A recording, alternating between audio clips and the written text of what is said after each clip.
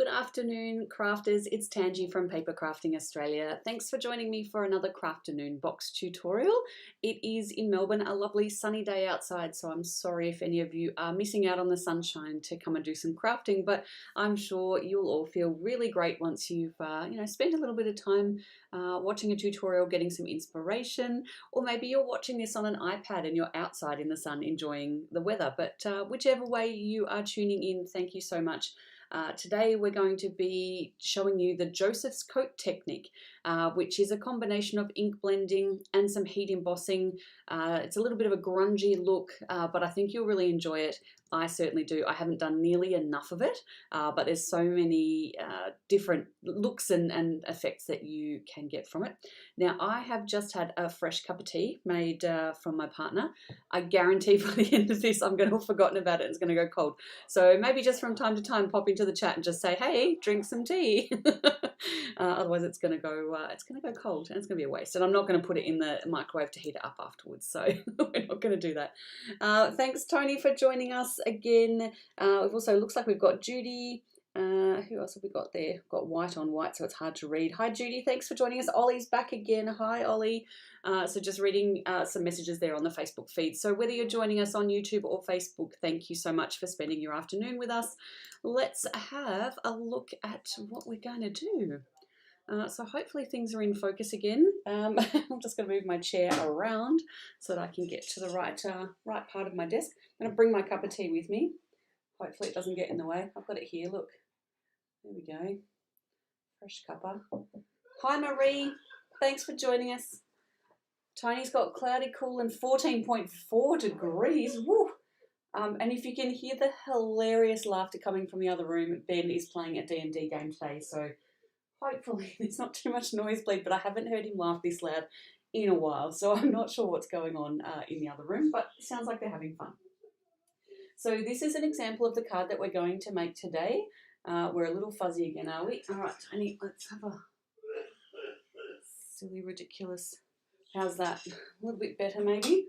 Hopefully we'll see how it goes. It looks really clear on my screen, but then when I look on other parts of screens, it's not so clear. I don't know. I'm going to have to get this camera situation sorted out. It's getting a little bit crazy. But anyway, we'll persevere. We'll see how we go, and I'll see if I can't fix this up for next week. So I do apologise. Hopefully it does clear up. So we've got this technique. So we're using the honeycomb stencil again, and we're going to use some ink blending in the background. Then we're going to pop the heat embossing over the top and then colour in over the top of that with some black ink, which gives it that grungy, dirty look, but then exposes the beautiful colour that we laid down underneath. So that's where we're heading. I've reconfigured my camera again today, so things are all off grid. Now I am going to use a couple of colours today because, as you can see, with that one, it's very clean and simple. It's just the one colour. It's the wild dandelion ink underneath. But I did do this other sample one, which is just using the blue raspberry and wild dandelion inks, and we got this beautiful pattern colour. It's going to show you that if you happen to do some ink blending and you're not 100% happy with it, don't throw away that card. You can redeem it. You don't have to do nice, pretty, perfectly ink blended panels for it to come out really nicely. So that's where we're heading today. So I've got my stencil, I've got my tools, I've got my envelopes, and I've got my card base. So today I'm just doing an A6 card base. We all know Tony Bensley loves it when we do an A6 card base because it's measured in millimetres and centimetres instead of inches. Tony, I'm going to send you a ruler for Christmas that's got centimetres and millimetres and inch conversions on it. Got some bits of ribbon. I'm just going to pop those out of the way and off my desk for the moment. I've also got some scrap paper for when we get to the the heat embossing section. I've got my powder bag for anti-static. Some embossing powder, just clear is all you need for this one. In fact, if you use other ones, other colours, you're not going to get the effect. So it needs to be clear, and I've got some embossing ink. Hi Hasfa, thank you for joining me. I'm glad we have got you on stream. Hasfa does some beautiful projects, everybody. She does some amazing explosion boxes. So we're looking to do a bit of a collab coming up. So see how we go, keep posted for that. I've got some of our Neenah Solar White cardstock again. So this is the nice smooth one that came in your Crafternoon boxes this month. So perfect for blending. I'm just going to cut down a card front panel. And today I'm going to use my paper trimmer. I know I shouldn't use it for cardstock, and I do need to clean out my little, actually, my little groove in here has got lots of little scrappy bits of card in it. So I'm just going to move those out the way. So hopefully we can get a nice clean cut. And we are measuring 95 millimeters or 9.5 centimeters for our width. Trim. Oops, I've got things going everywhere. Things falling off the table already. That was my embossing powder. So 95 by 137. So that's 14 for me. Somewhere about here. Now this will just give us a panel that reaches, you know, has a nice little even border all the way around. White on white, not really easy to see. So you can cut that down further if you want. If you wanted to put a black border or another colour of cardstock border around the outside. I'm going to bring my baby wipes a little bit closer. I'm just going to pick up that embossing powder before that really goes crazy. Hi Tanya, thanks for joining us. And I think I also saw Michelle and Caroline come in. And I don't know that we've met before, ladies, but welcome.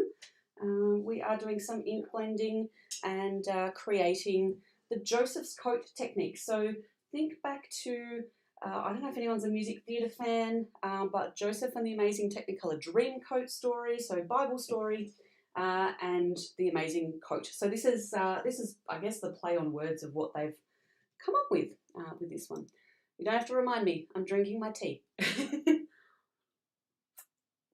But do remind me in just a little bit.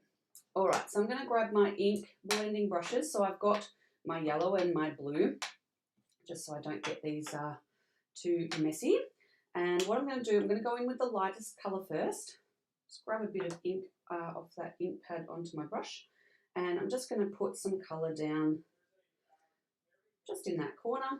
And I'm going to make this quite splotchy. So I'm not looking to do any amazing, perfectly graduated, you know, sunrise, sunset looking thing. I'm just making a few blotches on here with the yellow. Flick that around. Get my, I had another scrap that I was putting my fingers on yesterday. That bit will do.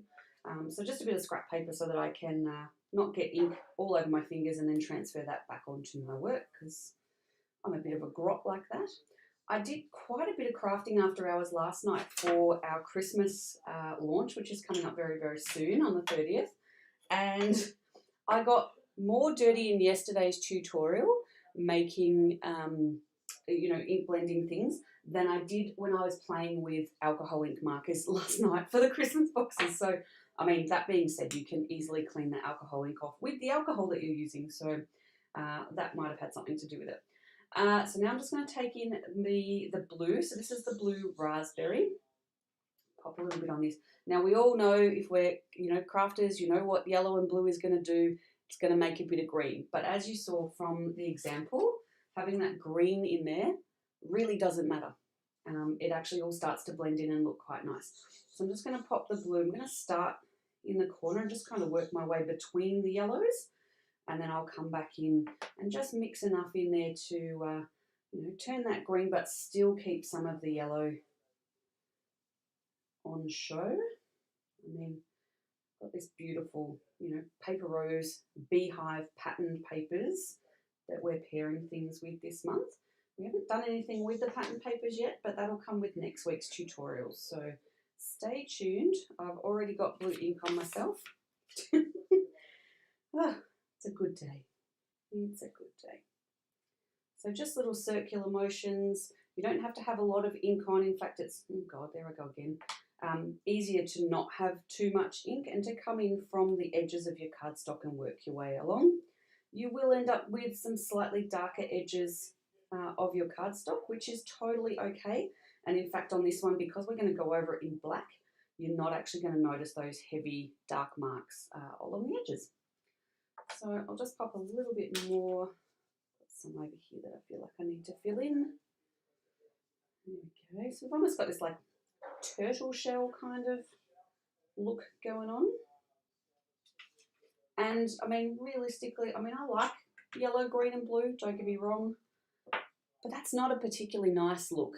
It's very oil, lava lamp, kind of tie-dyed-ish, hippie kind of looking, which is great if that's your style, but we want to try and, you know, make it a little bit more sophisticated, if you like.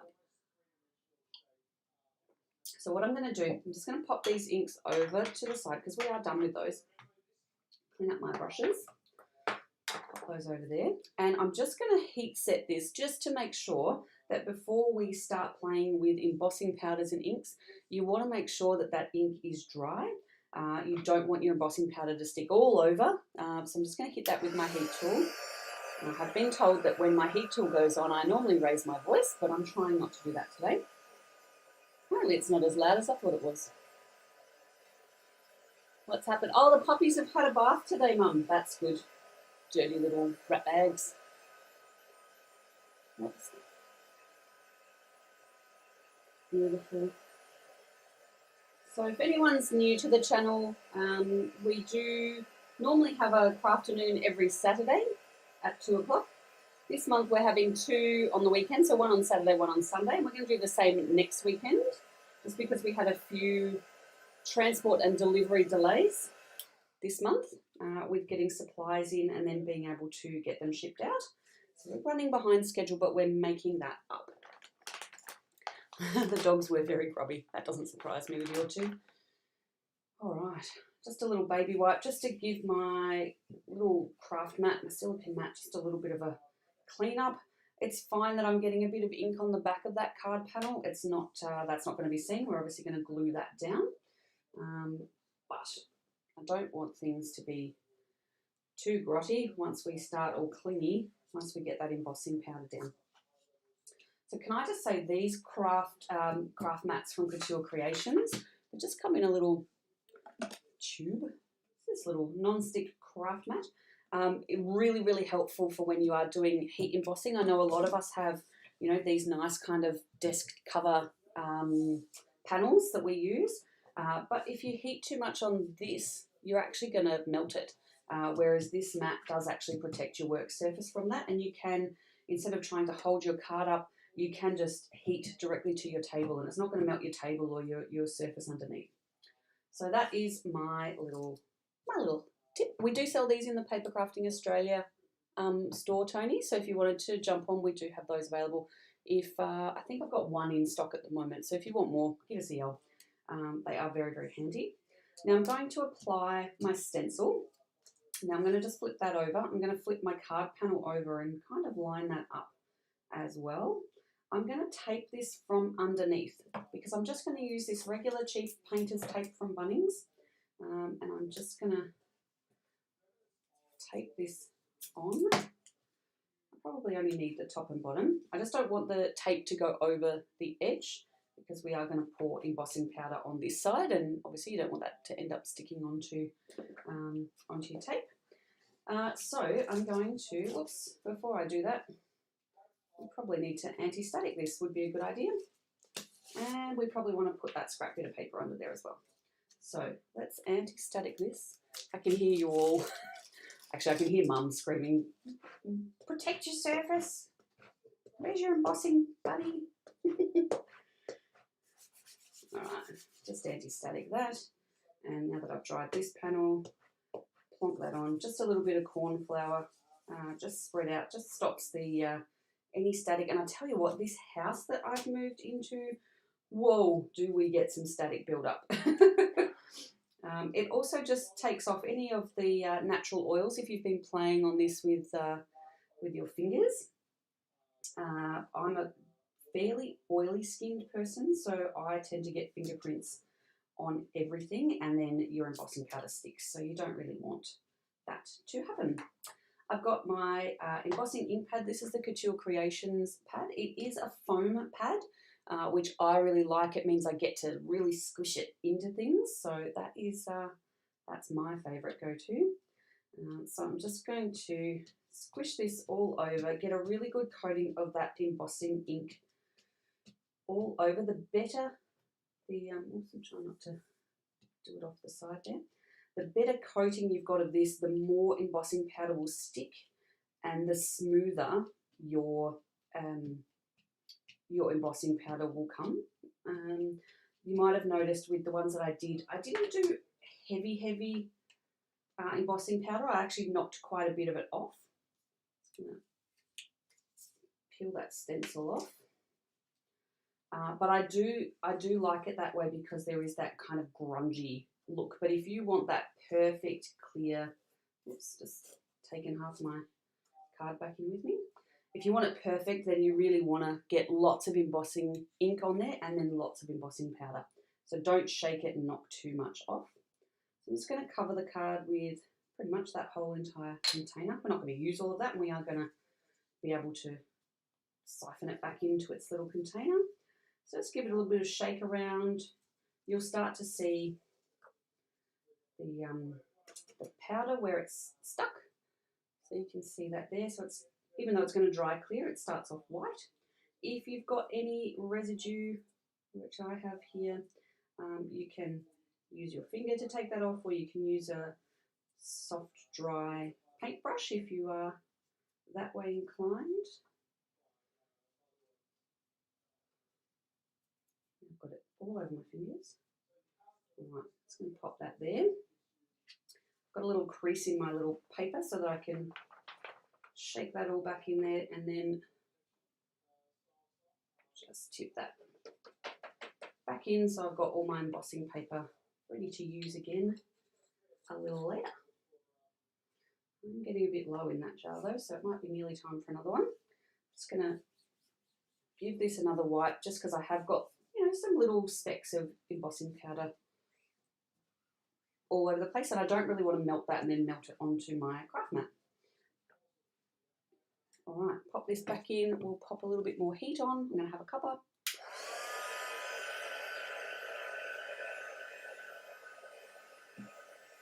So I do have another Christmas box reveal for you today. One of the items that's going into the box. I'm super excited because it's an item that went missing in post for a few weeks, and now we've got it.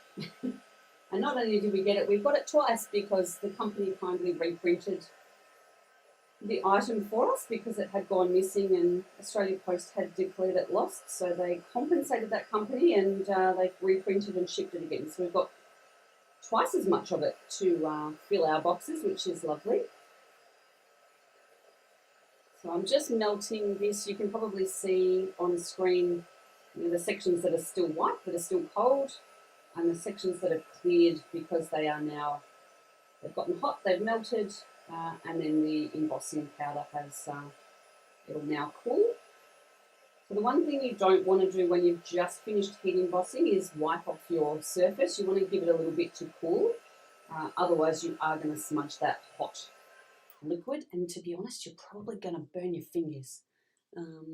Oh, Tony, you've just ordered the mat. You're excited. Yeah, that I'll pop that into your October box for you. So if anyone is a subscriber, you can actually purchase extra things from the store, and we will post them to you in your next box, so you don't have to pay any additional shipping. You get a box each month, so you know you don't have long to wait, even if you've just had a box posted out.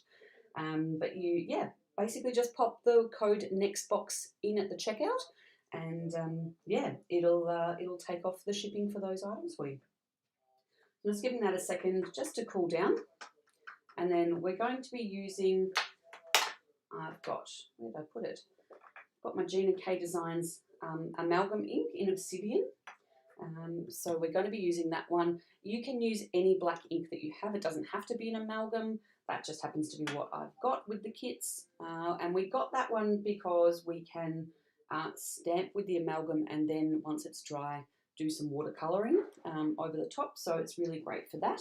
And in fact, we are going to be doing some of that with our Christmas kits. Oh, you just paid shipping, Tony, don't panic, I'll refund the shipping for you. Anytime you do that by accident, we'll just send me an email and I'll fix it up for you. We like to look after our subscribers. They are the backbone of what we are doing with the subscriptions. So we have the November subscription kits are on sale now. We've got a very limited amount, but it will be the first of our Christmas kits. Now I've got tape all over this one because this is my black, my black blending brush. It is not something that I want to be putting on a project unwittingly, thinking that I'm going to be, you know, rubbing that into some blue ink and going off with it. It will absolutely destroy what we're doing. And I just noticed I do this a lot. I do this a lot with my brushes. I just saw myself on camera. Oh dear, it's the small things. Drink some tea, Tangy. All right, so this is going to feel really bad after you've just done a somewhat beautifully blended background and you've done the best embossing of your life. But we're going to cover this whole entire panel with black ink. So here we go. This is where I get quite messy, particularly with the smaller ink cubes, because you've got to hold them, you know, quite close, and I, you know, rub around with my blending brush, but it's okay. So start with a small amount. Don't go too crazy on it because you can alter the amount of black. So you might not want it to be too dark, or you might want it to be almost solid black. Now I'm going to tell you, if you want it to be solid black, you are going to have trouble. It's going to take a long time. The blending over other ink doesn't blend, like doesn't lay it down like it would if you, for example, why do I, just when I want a little piece of cardstock. So if I got normal cardstock white, that's kind of the coverage that you're putting on across the top of your other colours. So it does take a while, even though it's black, it does take a fair bit to actually get it, to load up. Now, how's the camera shake going today, guys? I didn't realise, but Janet, thank you if you're on the stream today. Thank you for posting me a little comment to let me know that yesterday my camera mount was touching my table. So while I was blending and doing this, the camera was just shaking and it made her feel a bit sick. So I do apologise. You know, if that's ever happening, just drop a comment in the chat and let me know. I'll have a look at it for you. I'm in the process of redesigning what this side of the craft room is going to look like. I've managed to get the other side mostly set up, but this side is, because this is the working side, I want to be really considered about how I set it all up and where things are, and, you know, want to make it as functional as possible. So I'm just taking my time to figure that out.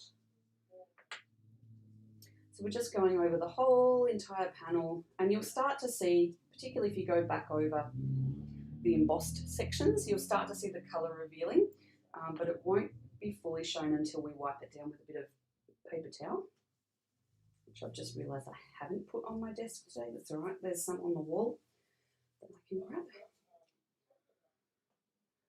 So it does feel a bit counterintuitive to put black ink. Other than stamping, what do you guys use black ink for?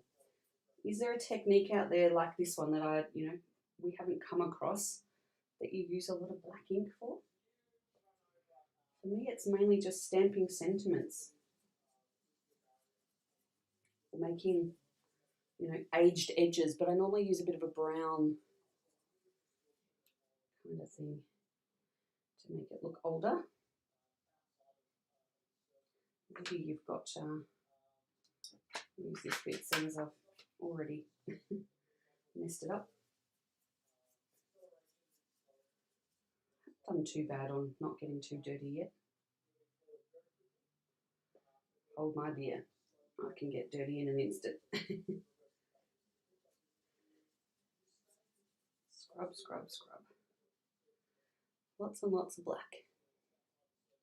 Yeah, Tony, you're right. It gives a better flow when you're working on projects. I don't know if you saw before in the front shot, I've got my Cricut off to the side here. It's on a bit of a wheelie trolley at the moment.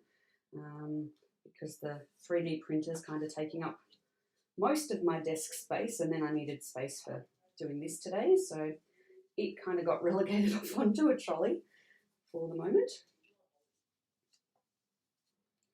All right, so we're getting there. We're getting it dark. I want to go fairly heavy with this today because I want to show you just how it looks when you know, in comparison to the one that I did as an example, which is a bit lighter. It almost looks like you've put it onto black cardstock and then you've heat embossed in colour, but you haven't had to use a bunch of different coloured embossing powders. I think it's kind of getting there. Start to see it really popping off the page. But it's totally up to you whether you just want this to be a somewhat light, grungy type look, which is a little bit like the yellow one that I did for my example, or whether you want it to look like the background is pretty much pitch black. Like I can see some, you know, some instances where maybe you've got a fireworks stamp or something like that that you want to stamp over the top of some nice ink blending, and then you put a dark sky in behind it, and of course it's going to look really amazing as fireworks. So that would be cool. So there's, you know, there might be reasons why you want it to be pitch black and others where you just want it to be a bit lighter. Oh, so away we go. Looking. Can't quite see. I think I just need a little bit down here and here, and then we'll be pretty much done. It is a lot of ink blending for black. It's one of those colours. And particularly if you've got any vibrant or heavy colours in your background, you're going to need to go over it with that black if you're wanting to hide that colour.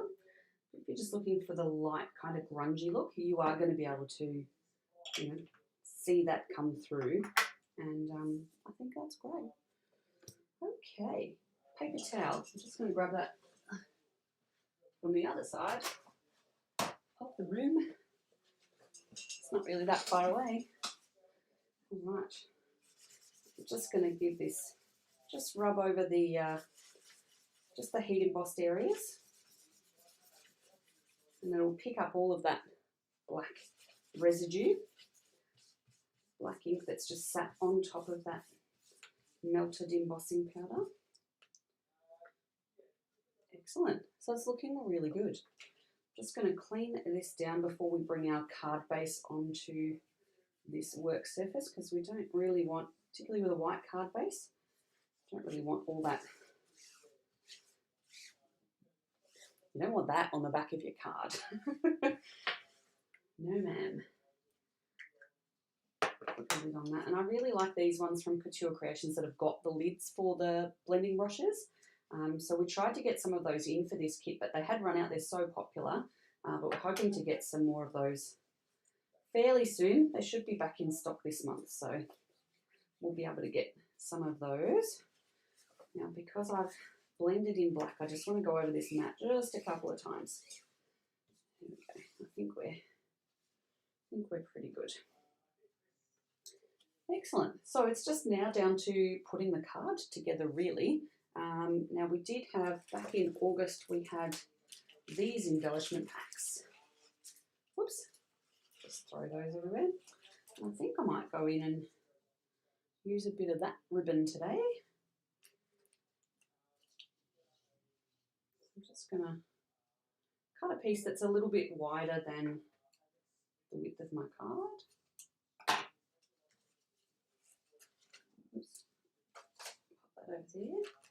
And I think this might be a birthday wishes kind of card. I know we had the little, I could probably still fit a little buzzy bee in from here. I don't know, do we need a bee?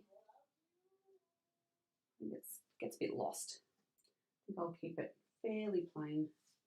Move these off to the side. Now, don't forget, you are going to be able to win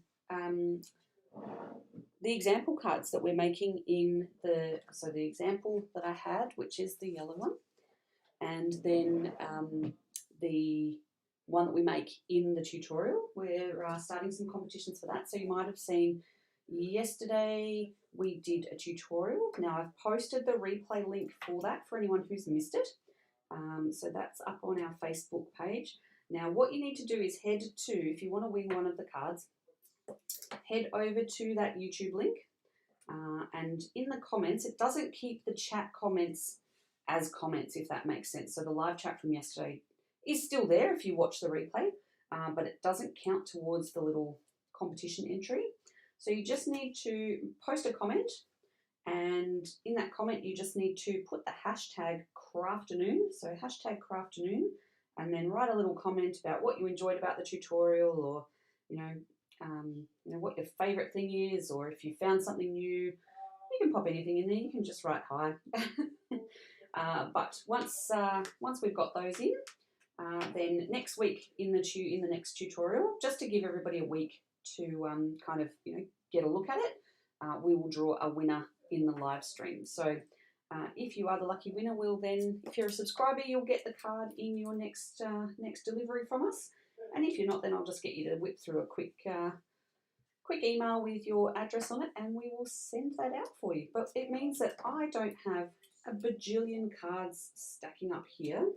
I don't have a particularly huge family to give cards away to, so when I'm making so many cards every month, I don't have that many birthdays or occasions to give them away. So anywho, I'm just popping some double-sided tape on the back of this card panel. It's a bit warped from the heat embossing, so I am going to put a little bit down the middle as well. So you'll see that I've attached that ribbon just with a little bit of double-sided tape on either side, and then folded that ribbon over, so that's nice and secure. Peel these off.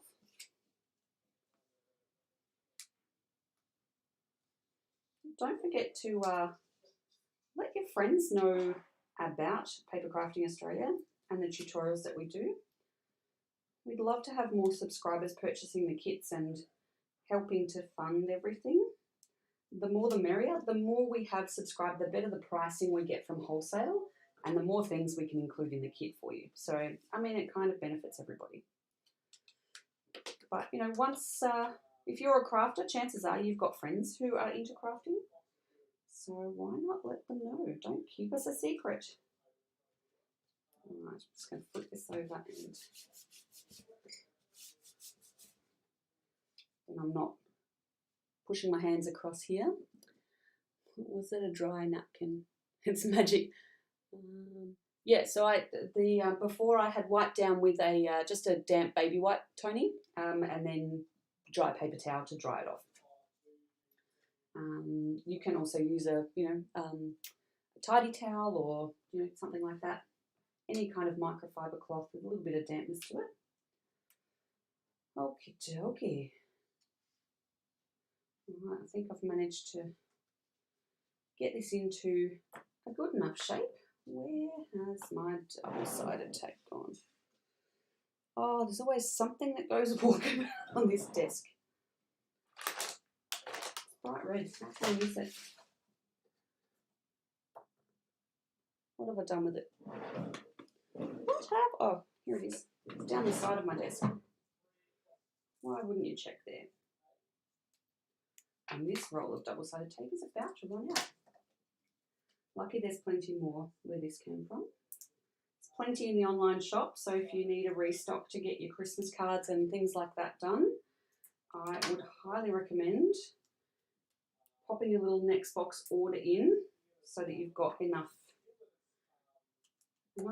tools and materials to get all of those cards out. Hopefully we're all working on our Christmas cards quite early this year, because the way Australia Post is going at the moment, it's taken a long time. It might be Christmas next year by the time your cards get where they're supposed to go. So we're going to start on those in the first week of November. So hopefully we've got plenty of time to make them, and also plenty of time to get them in the post. I've heard Australia Post have already started their weekend deliveries, so that's kind of good, but they are very, very behind with all the COVID restrictions getting their deliveries out. So I'm going to town on the double-sided tape on this one today. I don't know why. These don't really need that much. But just gone a little bit crazy. I love my double-sided tape. Until I can't get the backing off. And then it becomes a nuisance. It's the best thing, but I just need to grow some fingernails or something. I don't even think fingernails help. Oh guys, I caught up with Carrie last night. Carrie was doing a tutorial. She made a beautiful, beautiful Christmas card with some lovely pattern paper and some scrap dragon dies. So if you want to have a look at what she made, she did go crazy on the glossy accents bottle, which I don't blame her. I love that stuff as well, except mine's gone walkabout in the move. Actually, I think we lost it before the move. It was when Mum was over and we had lots of things on the craft table together, and I don't know, she's checked her stuff. We can't seem to find this extra bottle of glossy accents that's gone walkabout, so I don't know where it is. But yeah, if you would like to see Carrie's tutorials and crafts, her Facebook page is at Carrie's Crafts. So you'll probably find it in our Facebook page as well. So yeah, check it out. She does some really cool stuff, and she's very freehand about things. So she doesn't like perfection. Straight lines don't exist in Carrie's world, which is really lovely. I'm focusing a little bit lately on not trying to make things too perfect, because I think we do kind of put a little bit more pressure on ourselves when we do this. I really loved these peacock sequins, this one, and then these royal blue kind of sequins that came in the August kit. So I'm going to end up gluing those in place where they are there. But that is essentially the card for today. So that is the Joseph's coat technique. So ink blend underneath, heat emboss something over the top, whether it's a stencil or a stamp, and then cover it with black ink and clean it all off, and you've got the nice reveal of the beautiful ink blending underneath that heat embossing.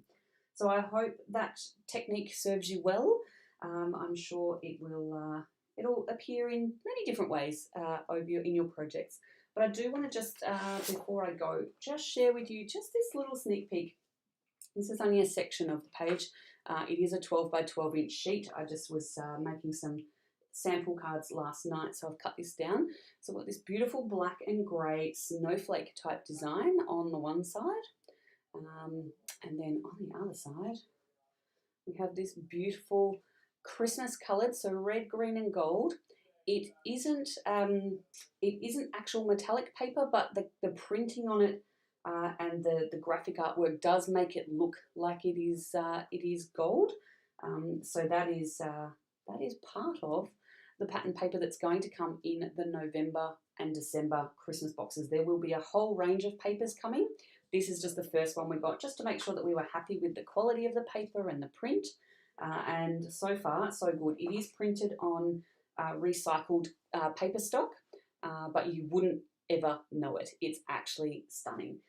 So I'm super happy. It's not quite as thick as maybe the Paper Rose cardstocks. I think they're a couple of GSM heavier, but these ones are definitely strong enough to be able to do all of your paper / cardstock projects with, but also be quite flexible and lightweight, that, putting them onto card bases, they're not going to be making things too heavy and too unwieldy. But thank you all so much for joining me. We will be back again next Saturday and Sunday at 2 p.m. Eastern Standard Time in Australia for another couple of tutorials to finish off our September Crafternoon box. If you're not already a subscriber, head across to papercraftingaustralia.com. You'll find our next series of subscription boxes are available, so that will be our November box. It does feature Christmas. You've just seen some of the sneak peeks. Nobody's seen that yet except me and my mum. And of course the printers. So nobody's seen those ones yet. So you are the first ones to see that in the Papercrafting Australia world. So they will be available in those boxes. And if we do have enough left over, we might be able to pop them onto sale for people who are just wanting papers or something like that. But we'll see how we go. But those subscription boxes are open now. We will launch and show you the full contents of the kit on the 30th of this month at 8 o'clock, providing that we haven't already sold them out. So they will go quick. I know a lot of people have been waiting since we did our trial last year, which was a Christmas themed box. I know people have been waiting for that to come back. So we're going to be focusing on, we've already sneak peek looked at, I don't have it with me, the alcohol ink markers that will be coming in that kit. So we will be doing some different projects. We haven't played with alcohol inks so far this year in the Crafternoon box, but we will be moving into doing some of that, starting with the Christmas boxes. But take care. I hope you have a lovely week between now and then. If you do need anything, please drop me an email. It's info@papercraftingaustralia.com, or you can find us on the Facebook page. Don't forget to head back and watch the YouTube video replay from yesterday, and pop a little comment in there with the hashtag Crafternoon, a little comment, just to pop yourself in the running to win one of our example cards from last tutorial. Same will happen for this one. So once it goes back into on the replays for YouTube, we'll post it up on our Facebook page, and you'll be able to enter to win one of today's cards. So thanks for joining me. Have a wonderful week and catch you soon. Bye bye.